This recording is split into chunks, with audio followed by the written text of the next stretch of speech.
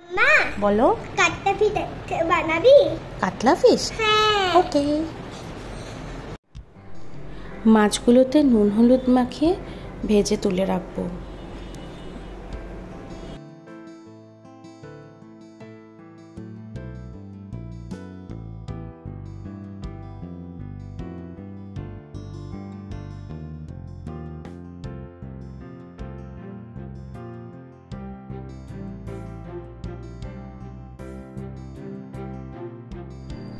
এবারে কেটে রাখা ফুলকপিগুলোকেও ভালো করে ভেজে নেব।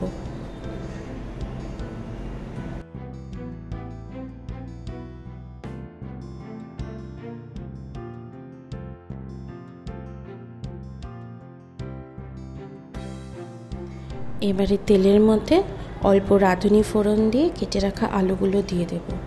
অল্প নুন হলুদ দিয়ে ভেজে নেব। এবারে দেব টমেটো কুচি। কিছুক্ষণ পরে আগে থেকে বানিয়ে রাখা রোজকার মশলার একটা পেস্ট অ্যাড করব, যেটাতে আছে জিরের গুঁড়ো, ধনের গুঁড়ো, আদা বাটা, কাঁচা লঙ্কা বাটা।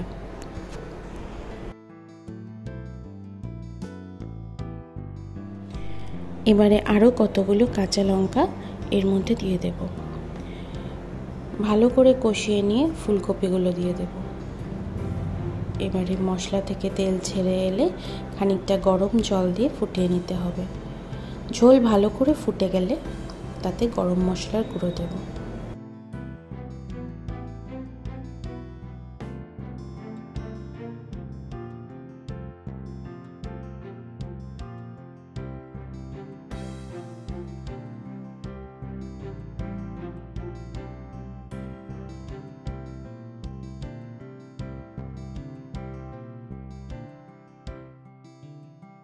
এবারে ভেজে রাখা মাছগুলো ঝোলের মধ্যে দিয়ে আরও বেশ কিছুক্ষণ ফুটিয়ে নিলেই রেডি হয়ে যাবে কাতলা মাছের ঝোল। উফ, দুপুরে গরম গরম ভাতের সাথে দারুণ খেতে লাগবে।